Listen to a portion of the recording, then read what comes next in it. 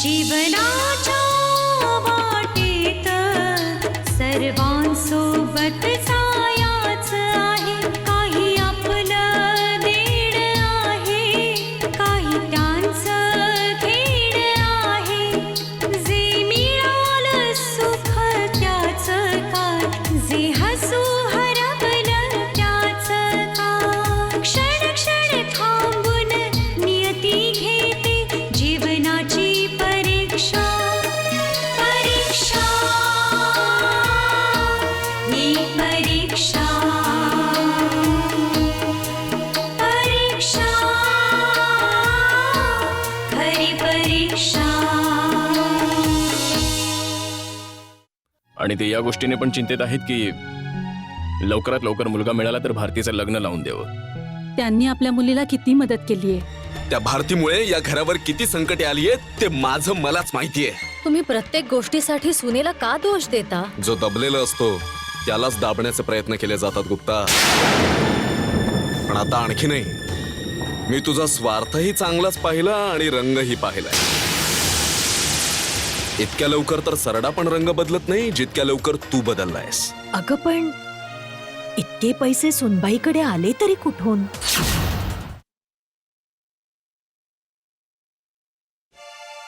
मी बोलवलंय तिला. येऊ दे, मीच तिला विचारते. या बाबतीत मम्मी तुम्हाला काय ते सांगतील. आणि आता तर लग्नाची काहीच घाई करायची गरज नाहीये. लग्नाची घाई तर आहेच ना भारती. आई बरोबरच बोलतायत. काय झालं आई? अगं सुनबाई, ही भारती सांगत होती की तू जग्याला 5 लाख रुपये दिलीस. हो आई, आता त्या कर्जाचं ओझं उतरलंय. हो, पण इतके पैसे तू आणलेस तरी कुठून? असं समजा की परमेश्वरानेच दिलेत.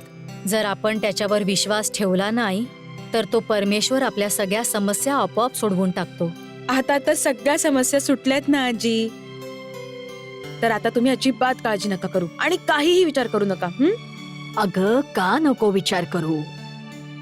मला तर वाटतंय की आज संध्याकाळी गुरुजींना बोलावूनच घेऊ. म्हणजे लग्नासाठीचा चांगला मुहूर्त काढता येईल ना.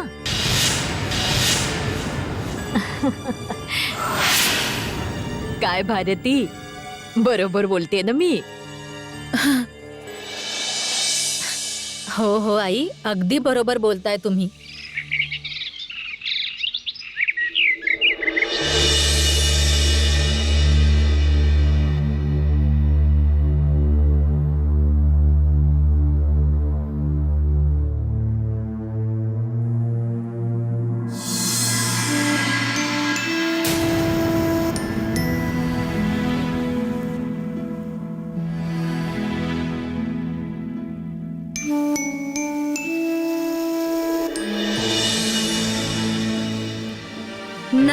नात्याच्या नावावर हे आम्ही कोणाला छळले आहे. दुसऱ्यांना का उगाच दोष, आपले सर्व चुकले आहे. का धडधड ही थांबली जाते, का नजर झुकली जाते. येणारा तो क्षण आहे अनोळखी जसा, अनोळखी जसा.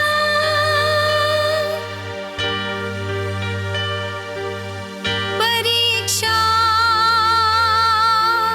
ही परीक्षा.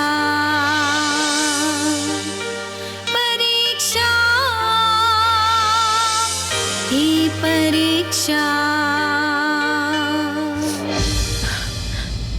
हे कसलं बंधन आहे ज्याच्यात मी गुंतत चाललीये. काय नाव देऊ या बंधनाला? मी इथे इंडियात कशाला आले होते, काय पाहायला आले होते आणि कुठे गुंतून बसले मी. मी भारत पाहायला आले होते. भारताची संस्कृती, भारताची परंपरा आणि भारत संबंधात जे काही मी ऐकलं होतं ते मला पाहायचं होतं आणि समजून घ्यायचं होतं. परंतु आज मी स्वतः या बंधनात गुरफटत चालले. कसलं बंधन आहे हे? प्रेमाचं बंधन, आपलेपणाचं बंधन. हो, हा मम्मी आणि आजींचा आपलेपणा आहे की त्या मला सून समजून पारंपरिक पद्धतीने माझं लग्न आदर्श बरोबर करणार आहेत. पण मी हे कसं करू शकते? मी आदर्श बरोबर लग्न कसं करू शकते? आणि मी हे घर सोडून तर जाऊही शकत नाही.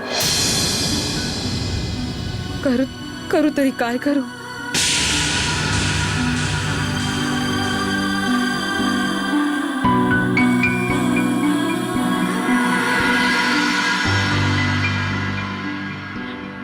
हे परमेश्वरा, मी काय करू? मला कोणता तरी मार्ग दाखव.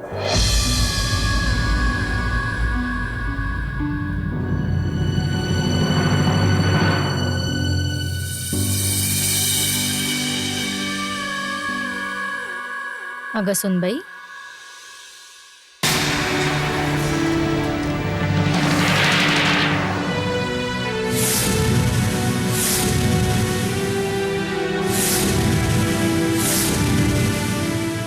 काय झालं बाळा? तू रडतीयस?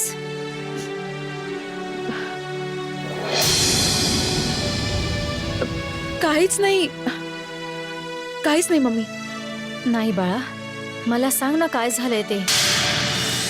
हे बघ, जर तू मला काही सांगितलं नाहीस ना तर मी नाराज होईन ना. मम्मी, काही कारणच नाहीये तर मी तुम्हाला काय सांगू?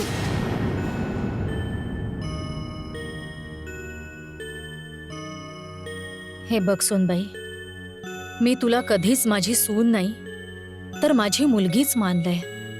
आणि म्हणूनच मी तुझ्या डोळ्यात अश्रू नाही पाहू शकत. काय झालंय भारती, सांग ना मला. कोणी तुला काही बोललं का? कोणाच्या बोलण्याने तुला वाईट वाटलंय? हे असं काय बोलताय तुम्ही मम्मी? मी तर तुम्हा सगळ्यांच्या आपलेपणाबद्दल विचार करत होते, म्हणून माझे डोळे भरून आले. मी कोण, कुठची एक अनोळखी मुलगी या घरात आले आणि तुम्ही सगळ्यांनी मला इतकं प्रेम दिलं. भारती, तू आहेसच इतकी गोड की तुला माझ्या डोळ्यात साठवण्याची इच्छा होतीये. तुझ्यामध्ये इतके चांगले गुण आहेत की तुझ्याशिवाय या घराची आम्ही कल्पनाच नाही करू शकत. आणि फक्त आम्हीच नाही तर तुझ्या येण्याने धन्य झालाय माझा आदर्श. पण तुला तर खुश व्हायला पाहिजे की तुला इतकं प्रेम करणारा नवरा मिळालाय, इतकं चांगलं कुटुंब मिळालंय. आणि तू दुःखी होतीयस.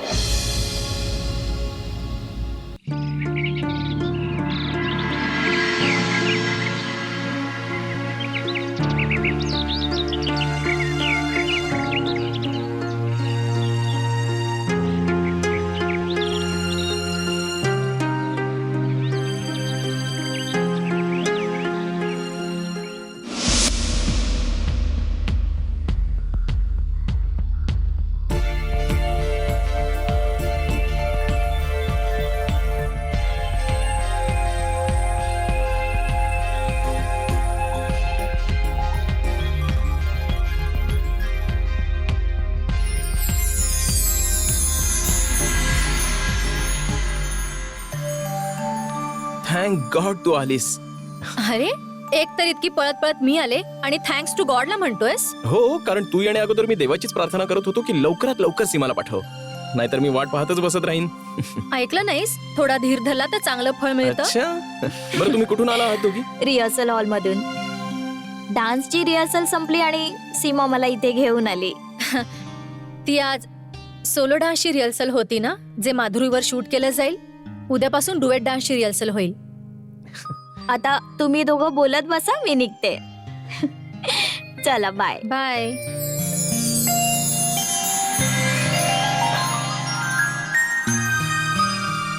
तर बोलूया का?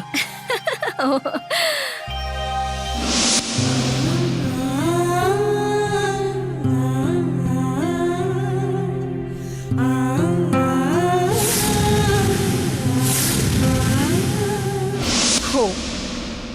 माझा पासपोर्ट शोधतीये, कारण मला माझ्या देशात माझ्या मम्मी पप्पांकडे जायचंय.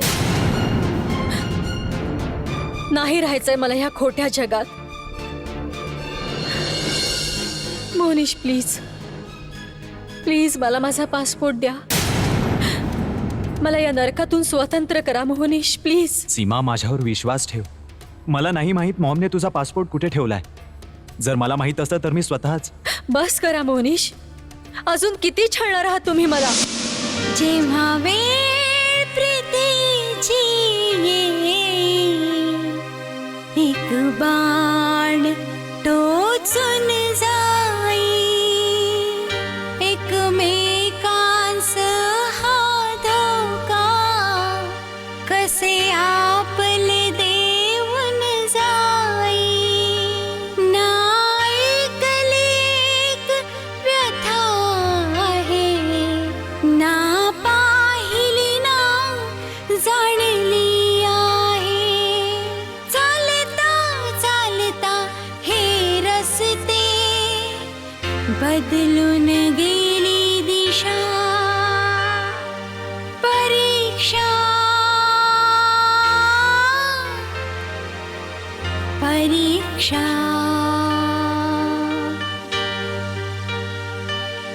परीक्षा परीक्षा.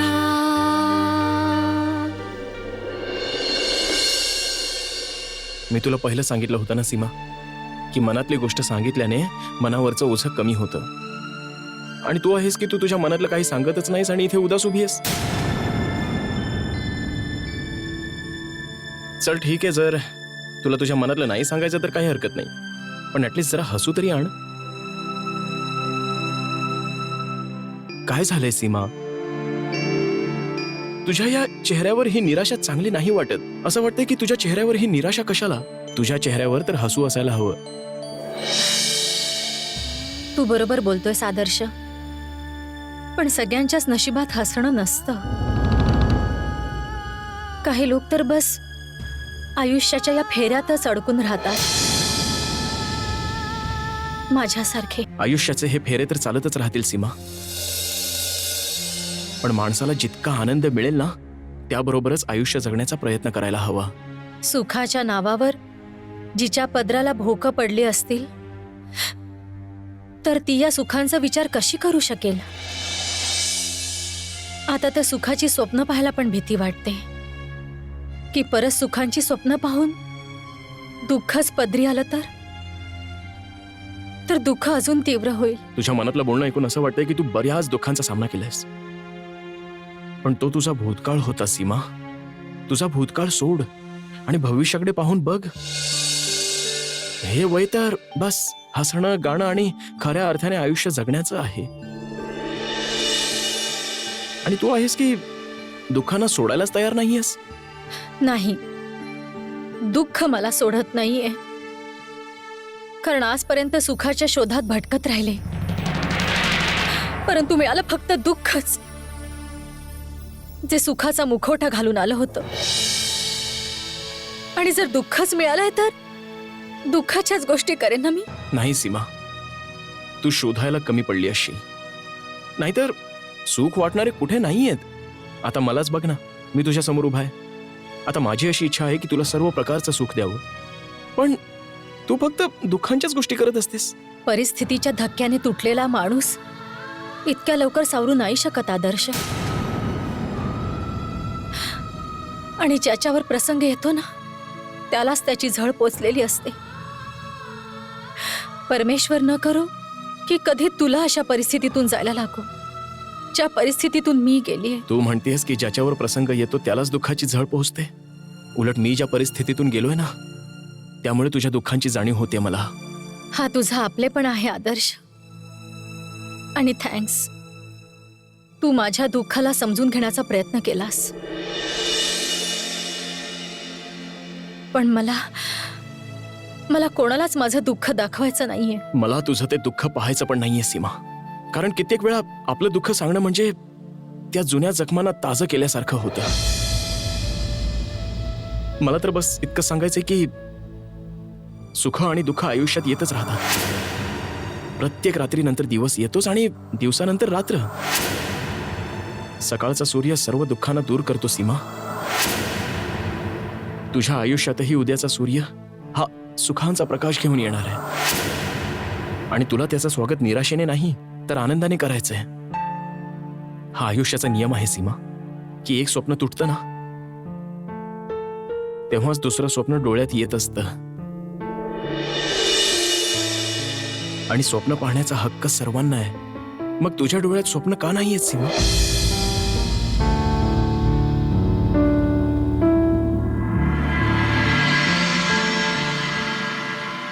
स्वप्न आहेत आदर्श, पण ती तुटलेली. जर याच तुटलेल्या स्वप्नात मला माझं अस्तित्व पण तुटलेलं दिसत असेल तर मला अजून स्वप्न नको दाखवूस. स्वप्न पाहायला भीती वाटते. सुखाच्या आडोशामध्ये बरेच धोके खाल्लेत मी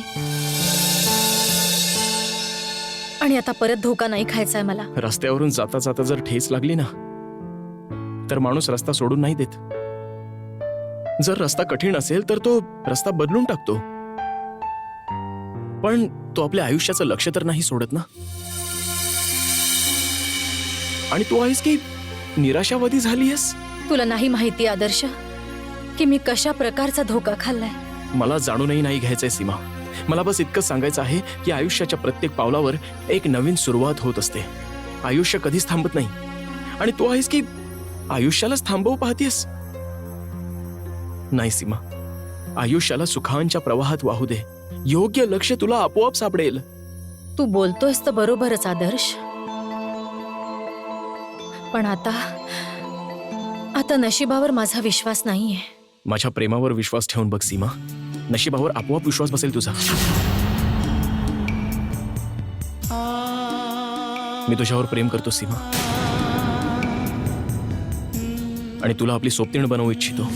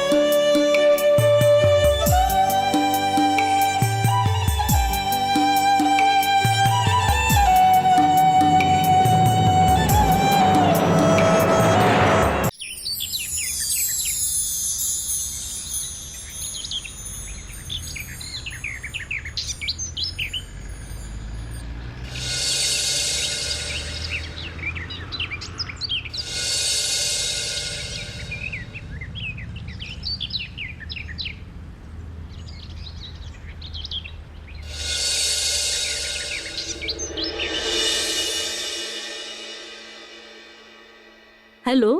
हॅलो, नमस्कार ताई. मी दुर्गा प्रसाद बोलतोय. नमस्कार भाऊ. कशा आहात तुम्ही?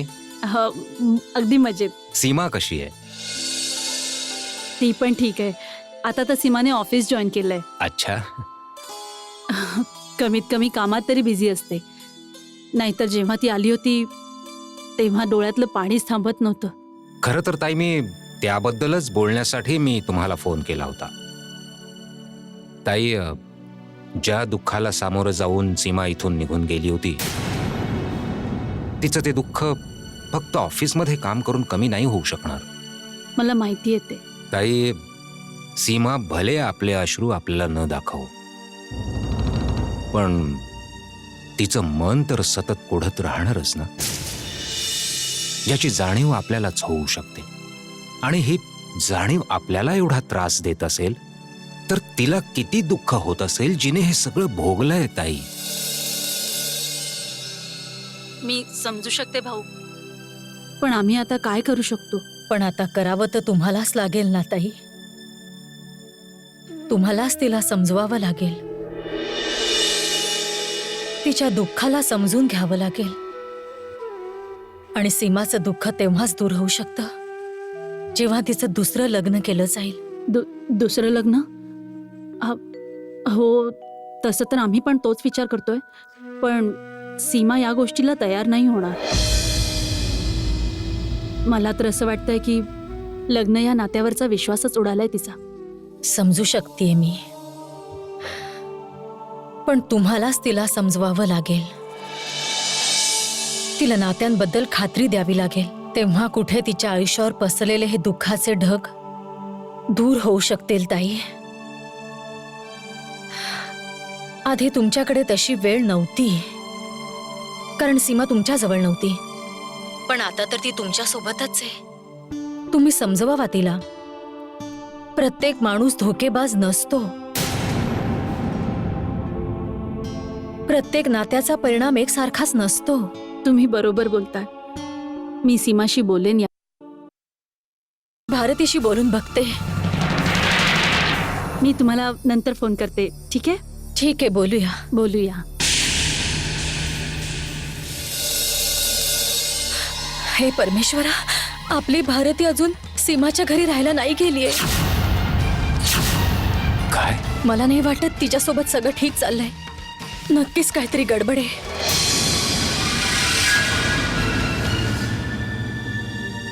मला हे नाही समजत आहे, काय होईल या नात्याचा परिणाम. या घरातली लोक मला सून समजतात. मी तर या घरातली सून नाहीच आहे. आणि आजींचा पाय मुरगळलाय आणि तरी त्या याच गोष्टीला धरून बसल्यात की तुझं आणि माझं लग्न पारंपरिक पद्धतीने करावं. आदर्श, काहीही कर, कसंही करून तुला या लग्नाला थांबवावंच लागेल. आदर्श, प्लीज. विचार तर मीही करतोय, पण समजतच नाहीये की कसं थांबवता येईल.